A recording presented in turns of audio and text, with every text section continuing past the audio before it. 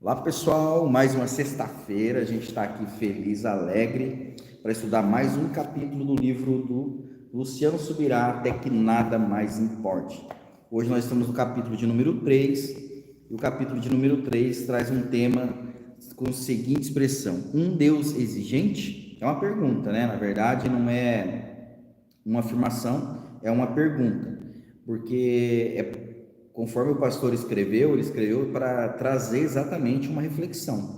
Cada um de nós, se a gente acha que Deus ele é exigente ou não, ou requer de nós realmente um comprometimento para viver tudo que Deus tem para nós, né? Não é de qualquer forma. Quando a gente se entrega a Jesus e entra para viver o Evangelho, essa exigência de Deus, ela requer de nós uma entrega. Então veja só que quando você faz parte de uma empresa ou de algum lugar, existe uma exigência para você viver tudo aquilo ali. Existe deveres e existem direitos. Aqui no livro ele vai falar exatamente sobre essas questões aí. Nós vamos hoje ver bem sobre esse detalhe aí de algumas exigências que Deus, não é que Deus coloca, mas é um nível de renúncia que a gente precisa ter para viver algo extraordinário em Deus,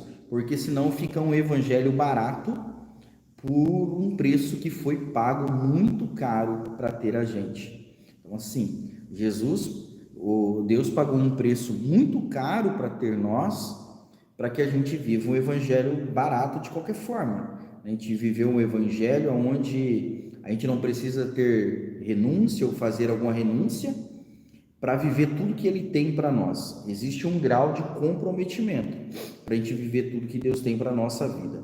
Tá? Existe aqui a primeira frase, a primeira colocação deste capítulo 3 do livro, do Smith. Ele fala assim, ó: é necessário que estejamos dispostos a pagar qualquer preço, não importa quanto custa.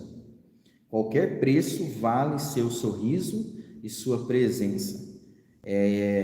Veja só, a palavra preço aqui quer dizer nível de renúncia, tá bom? Dos desejos da carne.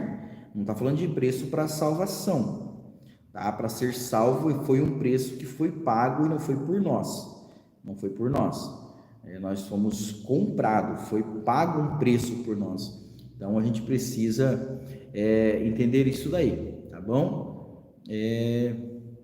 Vamos aqui no final quase dessa página, na página número 31 que a gente está, tem duas perguntas aqui que eu acho que pode dar um norte para tudo que a gente vai falar hoje aqui, vai dar um norte para nós, que fala assim, ó: por que Deus estaria tão interessado em que nós o coloquemos em primeiro lugar?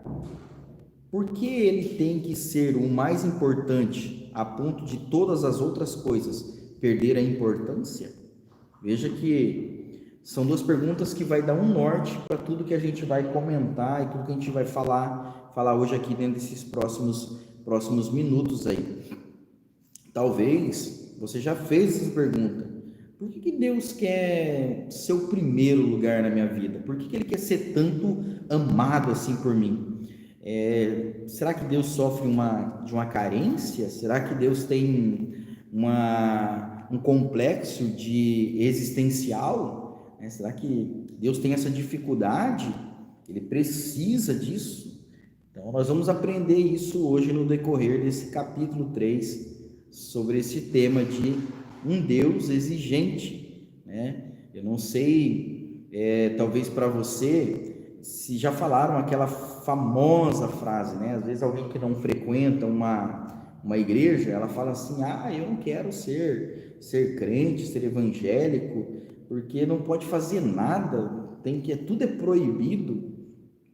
Eu já me deparei diversas vezes já com essa colocação, até mesmo dentro da minha família, quando na verdade essa frase ela não é uma verdade, ela não é uma verdade.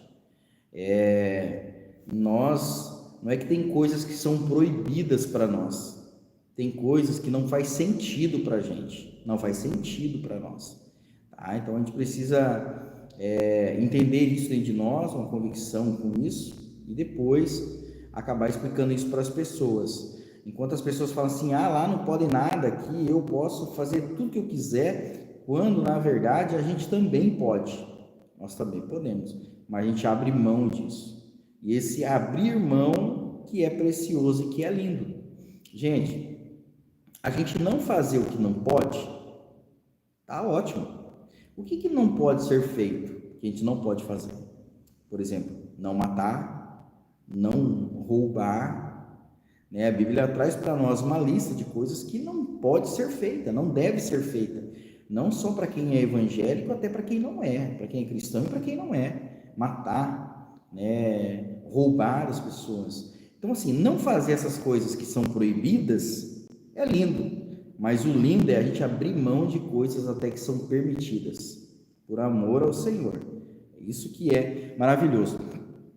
A página de número 32, lá no último parágrafo, é interessante aqui a gente abordar esse parágrafo aqui inteiro. Eu faço questão de ler esse parágrafo, são pouquinhas linhas. Fala assim, Deus não precisa disso. Lembra que eu falei aqui? Será que ele precisa ser paparicado? Ele sofre de uma crise existencial, ele tem esse complexo de inferioridade? Não. Primeiro, Deus não precisa disso. Ele quer que a gente faça algo para ele que ele não precisa. Olha só, fala lá o último parágrafo, fala assim, a primeira coisa que o Senhor me levou a entender, não só relacionalmente, mas por revelação. Racionalmente, mas por revelação. E não me refiro com esse termo a alguma espécie de visão mística, mas ao entendimento espiritual do fato é que esse lugar que o Pai Celeste quer ocupar em nossa vida não é uma necessidade dele, é algo de que nós é que temos necessidade, é para o nosso próprio bem. Então, olha só, Deus não é que ele quer ser mimado, ele quer ser adorado, porque isso vai fazer bem para nós. Para nós. Salmo 115, verso 8, ele fala que a gente fica parecido, a gente fica semelhante àquilo que a gente adora. Então, olha só, quanto mais a gente adora a Deus, mais parecido com ele a gente fica. Né? A Bíblia ela ensina isso para nós. Então, não é que Deus quer isso porque ele precisa. Não, ele quer isso porque isso vai fazer bem para nós. Para nós. Interessante quando a gente começa já a enxergar por esse lado, por essa ótica. O autor aqui vai trazer, inclusive, uma explicação de vezes que ele falava com o filho dele e ele usava essa expressão assim, o dia que você for pai, você vai entender o que eu estou falando. E aí, nós também entendemos isso. Hoje, eu, por exemplo, sendo pai, que tem coisas que eu quero que as minhas filhas façam, que para mim, que na verdade não é que eu preciso, mas vai fazer bem para elas. Vai fazer bem para elas. Então, assim, a gente precisa que os nossos filhos nos obedeçam. Gente, isso é louvável. Inclusive, a Bíblia fala que é o primeiro mandamento com promessa, honrar pai e mãe. Então, isso vai fazer bem para eles honrar os filhos. É o primeiro mandamento com promessa, olha só, pode acrescentar os dias deles sobre a face da terra. Então, quando os filhos, eu estou falando agora de vida aqui terrena mesmo, quando os filhos honram o pai, a Bíblia fala assim que os dias deles crescem. Então, assim, quando os filhos honram o pai, é eles que são beneficiados com isso. Então, biblicamente, quando a gente honra a Deus, quando a gente adora a Deus, nós que somos beneficiados com isso. Tá? Então, a gente precisa compreender essa ótica, a ótica divina, e não com a nossa. Não devemos olhar com a nossa ótica, senão nós vamos achar que realmente Deus, ele é um Deus muito exigente, um Deus ruim. E não é verdade. Tem um parágrafo aqui interessante que lá quase no final da página de número 33, que fala assim, é necessário entender que Deus não é carente, não tem problemas de autoestima, não sofre de nenhum ego inchado ou cheio de necessidades. Não, ele é completo e absoluto em si mesmo. Um dos nomes com os quais ele se revela nas Escrituras é El Shaddai. Estudiosos acreditam que esse nome remete não só ao significado de Todo-Poderoso, mas que também engloba a ideia de que Deus que é mais do que suficiente. É que a tradução de El Shaddai quer dizer realmente Todo-Poderoso, né? Não engloba só isso, mas engloba também um Deus que é mais do que suficiente. Então, assim, ele não é carente, ele não sofre de nenhum problema de autoestima, nada disso, nada disso. Ele faz isso para o nosso bem. Ele quer que a gente se aproxima dele para o nosso próprio bem. Isso é muito importante a gente saber disso. Eu acho bacana também esse nome El Shaddai, só a título de curiosidade aqui para nós, que se a gente separar ali, porque o alfabeto hebraico ele é riquíssimo, cada letra com a questão de valores e também de significados. O El, a palavra El é Deus, né? Toda vez que você encontrar essa palavra El é Deus, tanto que o nome Eliel é Deus, por exemplo, assim. Então, assim, El é Deus. E aí o Shaddai, se você separar ali e ficar só com Shad, a palavra Shad hebraica, ela quer dizer amamentar, sustentar, cuidar. Então, esse mesmo Deus que é todo poderoso, esse Deus que amamenta, que cuida, que sustenta, que dá o alimento, né, que nos dá tudo que é suficiente. Então, assim, esse Deus ele é todo poderoso, que nem diz aqui a frase última que a gente leu, autossuficiente, completo. Então, gente, ele não precisa que a gente o adore para ele ter a convicção que ele é Deus. Não. Ele não tem essa crise de identidade, não. Tá bom? Ele quer que nós o adoramos, porque quanto mais nós o adoramos, mais parecido com ele nós nos tornamos. Então, para nós, para o nosso bem, que ele quer isso. Vamos em frente. Página de número 34. Lá no último parágrafo desse tema ainda, Deus, desse tema que a gente está lendo, Deus não precisa disso. Fala assim, ó, portanto, quem perde em caso de não haver o senhorio divino no coração do homem, não é Deus quem perde, somos nós mesmos. Dito isso, por que você acha que Deus quer ser nosso Senhor? Aí a gente vai aprender um pouquinho aqui sobre a questão de Jesus ser Senhor. A Bíblia ensina a gente a reconhecer Ele como Senhor das nossas vidas, tá? O Salvador, Ele é por excelência, Salvador, mas a Bíblia ensina para a gente reconhecer Ele como Senhor, o senhorio dele sobre a nossa vida. E quem que perde não reconhecendo isso? Quem não reconhece. Olha só, aquela frase clássica, Deus sem você continua sendo Deus. E você sem Deus? Né? A frase clássica, muito conhecida e verdadeira. E cabe aqui para esse momento agora, para essa hora. O próximo subtítulo aqui fala assim, ó, um Deus acima de qualquer suspeita. Interessante esse subtema aqui, achei muito interessante quando estava lendo, estudando, que é um Deus acima de qualquer suspeita. Bacana isso aqui porque você vai encontrar na Bíblia, quando quiseram e quando crucificaram Jesus, né? Quando quiseram, porque eu estou falando o momento que antecede a crucificação. Eles passaram ali praticamente os 3 anos ali procurando um defeito, um motivo para não achar. E não achavam. Aí lá, quando levam para Pilatos, lembra que do ato até de lavar a mão, ele falou assim, eu não acho nesse justo nenhuma falha, nenhum erro, nenhum motivo para a morte dele. Então, assim, um Deus acima de qualquer suspeita, um Deus perfeito, gente, perfeito. Inclusive, quando veio à terra na forma de homem, continuou sendo perfeito. Quanto mais próximo dele a gente fica, mais perfeito a gente fica. A página de número 35, no segundo parágrafo ali, fala assim, a fé se apoia no caráter de Deus, um Deus que está acima de qualquer suspeita. Paulo declarou, porque sei em quem tenho crido, lá em 2 Timóteo 1:12. Observe que o apóstolo não disse em que tenho crido, e sim em quem. A fé entende que Deus é alguém digno de confiança. Bacana isso aqui, esse trocadilho aqui da palavra, que fala assim, o apóstolo não falou em quem, ele falou em quem. Então isso é muito importante, por quê? Porque Deus, ele não é um amuleto, um objeto, ele é alguém, é uma pessoa.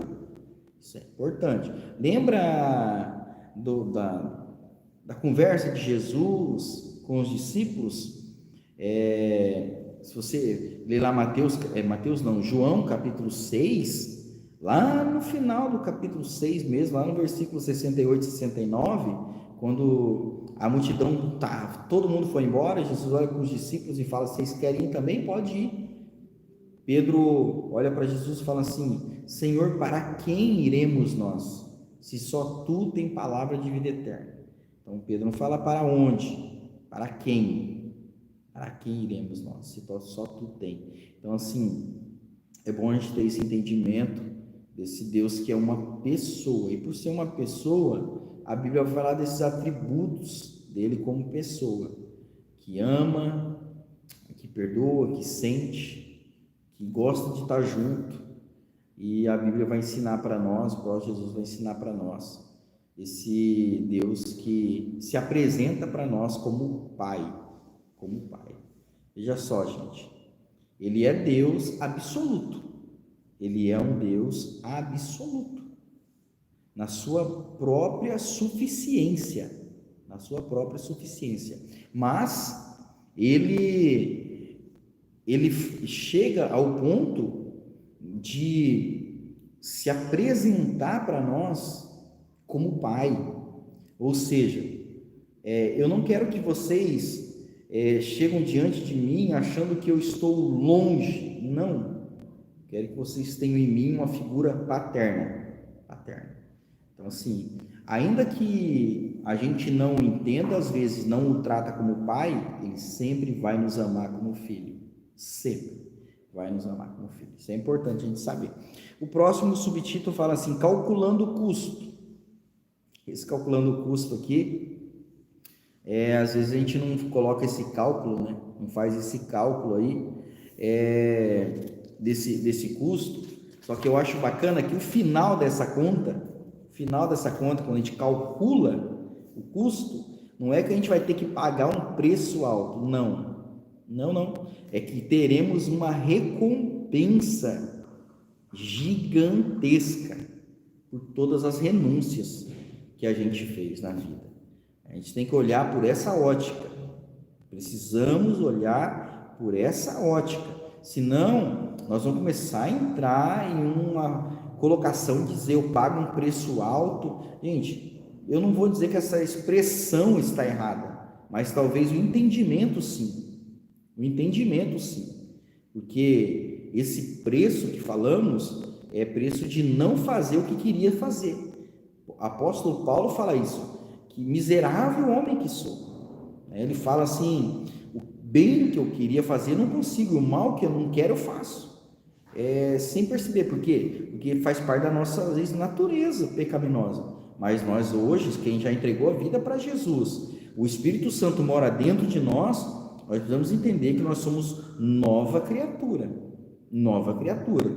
As coisas velhas passaram, tudo se fez novo. Agora a transformação precisa acontecer na nossa mente, porque daí agora já não sou mais de uma natureza pecaminosa, agora eu tenho a natureza de Cristo governando sobre mim, e a natureza de Cristo governando sobre mim vai fazer com que eu haja como Ele, pensa igual a Ele, e que eu consiga fazer as coisas que ele fazia. Mas como que eu consigo fazer isso? Estando sempre muito próximo dele mesmo. A próxima marcação que eu fiz aqui para a gente pontuar, ela está lá na página de número 39. Um pouquinho para frente, avançamos aí, até pela questão, né, que eu quero manter aquela questão do nosso tempo sempre aqui, de no máximo ser, cada capítulo, no máximo 30 minutos, estourando mesmo. Na página de número 39, já lá em cima na folha do primeiro parágrafo, fala assim, ó: nossa geração tem recebido um evangelho transgênico, que apresenta muito bem os direitos do homem na aliança com Deus, mas se recusa a apresentar os deveres do homem no relacionamento com o Senhor. Já dei até uma pincelada nisso aqui no início ali da nossa fala, desse evangelho transgênico, onde ele fala de todos os nossos benefícios e não fala dos nossos deveres. A Bíblia fala dos nossos deveres. Para nós ter uma vida com Jesus, tem que ter uma vida com renúncia. Olha só que Jesus falava para as pessoas: segue-me, vem, segue-me. Ou seja, tinha que abrir mão já automaticamente do que estava fazendo. E a Bíblia fala assim, ó: aquele que amar a sua vida mais do que a mim, perder-la. Então, assim, a gente precisa ter esse nível de renúncia. E quanto maior o nível de renúncia, maior ou mais coisas nós vamos desfrutar nesse reino, no reino de Deus, onde Cristo venha realmente reinar sobre nós. A palavra reino, então é reino, é o rei atuando em nós. A gente precisa entender isso, entrar nesse lugar, no reino de Deus. Aí fala assim, ó: quanto custa o reino de Deus? Eu achei muito interessante essa abordagem aqui do livro. Se você não atentou quando você leu, observa só agora, ó: quanto custa o reino de Deus? Alguém em determinada ocasião me perguntou: quanto custa o reino de Deus? Respondi de imediato: tudo o que você tem. A pessoa, surpresa, me questionou: mas não é de graça? E eu disparei: é pela graça, um favor imerecido, mas não é sem custo. Daí aqui fala assim, ó: vamos examinar o que Jesus falou sobre esse assunto. Olha o que Jesus fala: o reino dos céus é semelhante ao um tesouro oculto no campo, o qual certo homem, tendo-o achado, escondeu, e, transbordante de alegria, vende tudo o que tem e compra aquele campo. O reino dos céus é também semelhante a um que negocia e procura boas pérolas, e tendo achado uma pérola de grande valor, vende tudo o que possui e a compra. Olha só que interessante, Jesus falando, ou fazendo uma comparação paralela com o reino dos céus, ele fala: é semelhante a algo que, quando alguém descobre o que tem dentro dele, vende tudo, ou se desfaz de tudo aquilo que ainda o prende nesse mundo, para poder adquirir tudo aquilo que tem dentro do reino de Deus. Olha só, gente, as paixões humanas, os deuses que acabam reinando sobre a nossa vida, que tem um comando sobre nós. Olha só, não podemos pensar que compramos a nossa entrada no céu. Não, esse preço aqui que está dizendo de ser pago, vende tudo, vai lá e compra. Não, você não está comprando a entrada no céu, não. Isso foi pago, gente.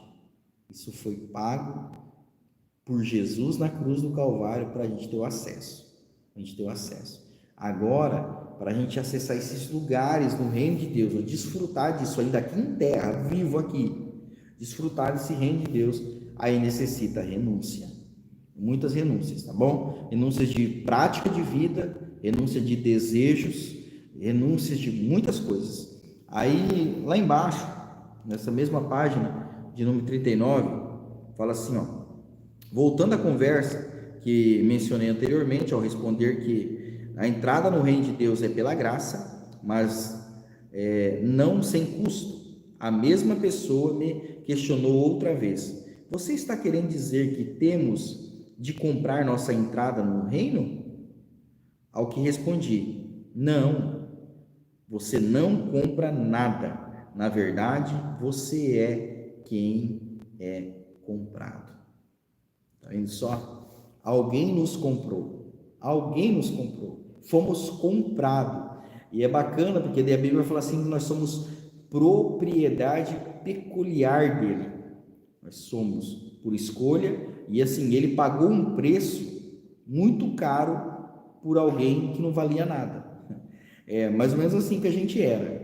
Não tinha valor nenhum para a sociedade. Às vezes, muitas pessoas, quando se convertem, eram pessoas desprezadas. A vida era uma vida totalmente perdida. Ou seja, o valor estava lá embaixo, não valia quase nada. Né? E ele pagou um valor caro, por quê? Porque para ele nós temos um valor muito alto. Porque nós somos filho. Nós somos filho. Quem tem filho sabe disso.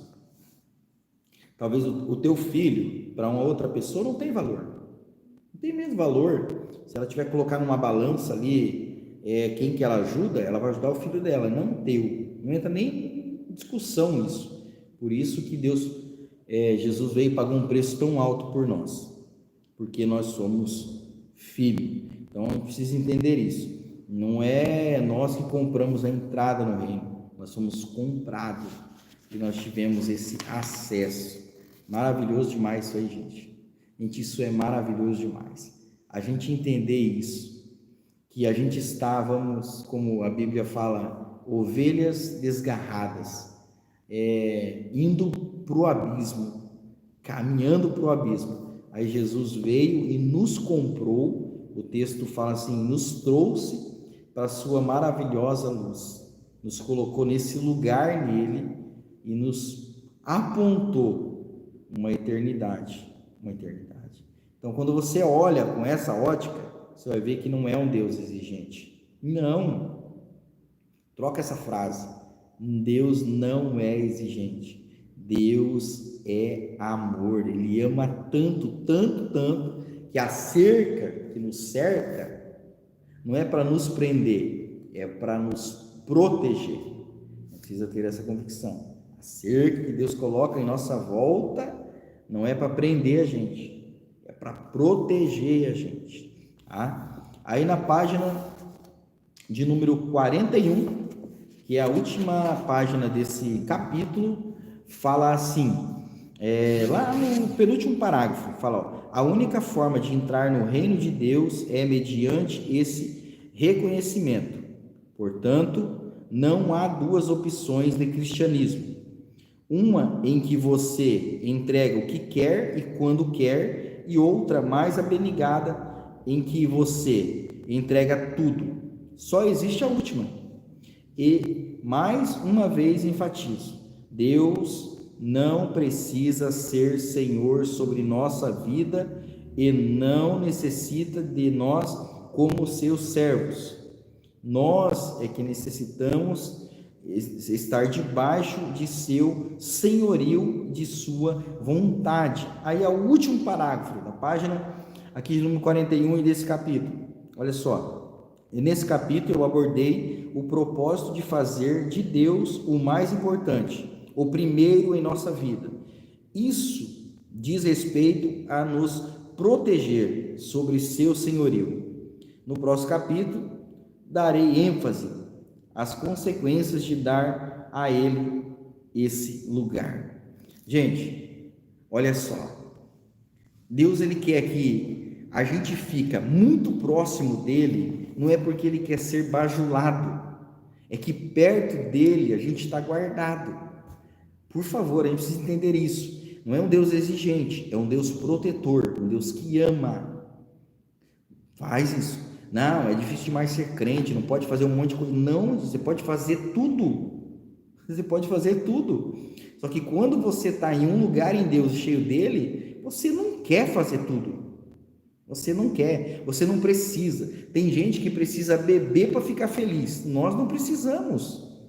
Porque a gente bebe dessa água da fonte.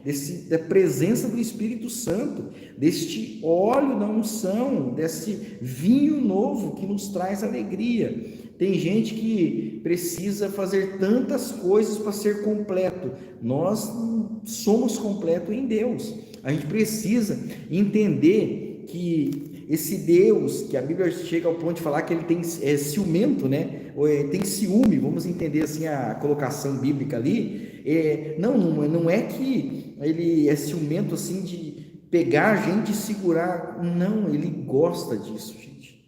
Ele gosta. Quem é pai sabe que a gente quer o filho perto de nós, nosso colo, a gente quer o filho conversando com a gente. E quando o filho está perto de nós, o filho está protegido, porque a gente vai fazer de tudo para proteger e guardar ele. E quando o filho está perto de nós, ele se sente protegido também. Então, por isso que Deus quer que a gente esteja nele, próximo dele, com ele, conversando com ele. Você já deve ter separado um tempo, em algum dia da sua vida, e entrar em um lugar de oração, por alguns minutos, por alguma hora ou por algumas horas. Talvez você já entrou nesse lugar de oração.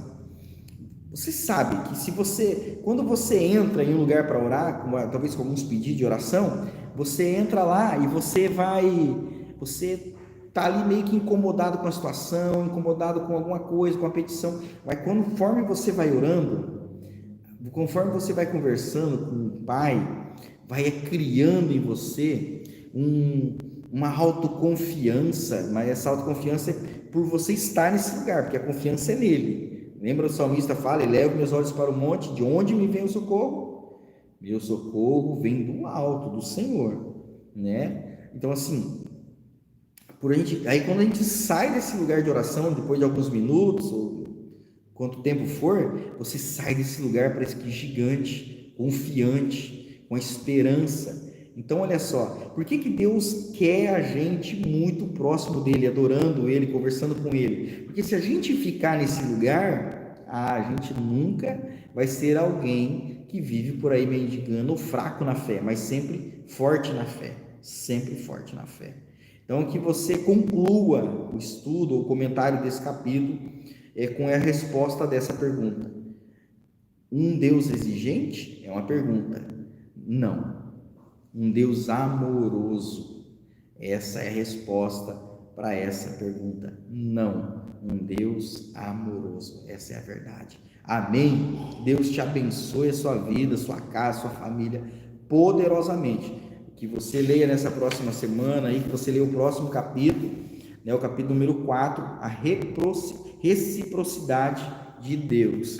E aí nós vamos estar na próxima semana comentando esse capítulo de número 4. Deus abençoe a sua vida, a sua casa, a sua família, em nome de Jesus.